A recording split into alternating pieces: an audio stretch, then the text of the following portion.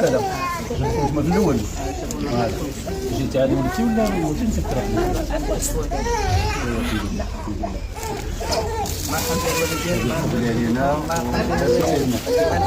ما هاي خليك الدنيا ومبروك عليك كامل. يلا صلونا على الطريق بحضور يعني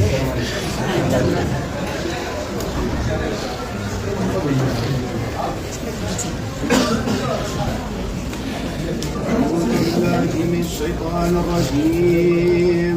بسم الله الرحمن الرحيم. يا أيها الذين آمنوا لا تقدموا بين يدي الله ورسوله واتقوا الله إن الله سميع عليم.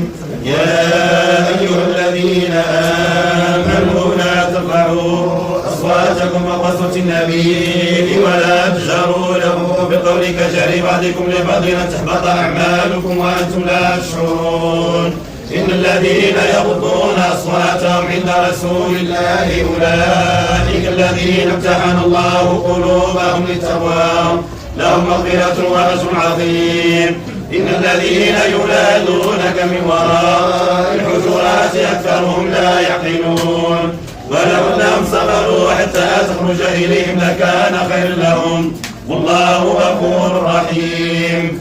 يا أيها الذين آمنوا إن جاءكم فاسق بنبأ فتبينوا أن تصيبوا قوما بجهالة فاصبحوا على ما فعلتم نادمين.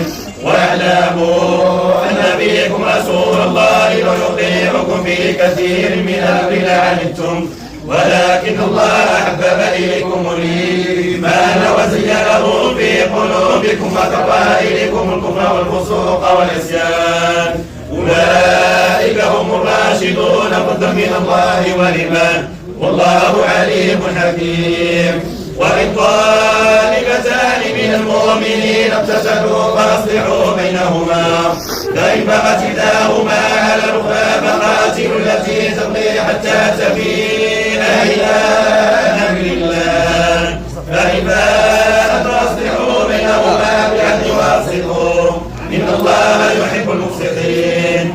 إنما المؤمنون إخوة فأصلحوا بين أخويكم واتقوا الله لعلكم ترحمون. يا أيها الذين آمنوا لا يسخر قوم من عسى أن يكونوا خيرا منهم ولا نساء من نساء عسى أن يكون خيرا منهن ولا تلمزوا أنفسكم ولا تنابزوا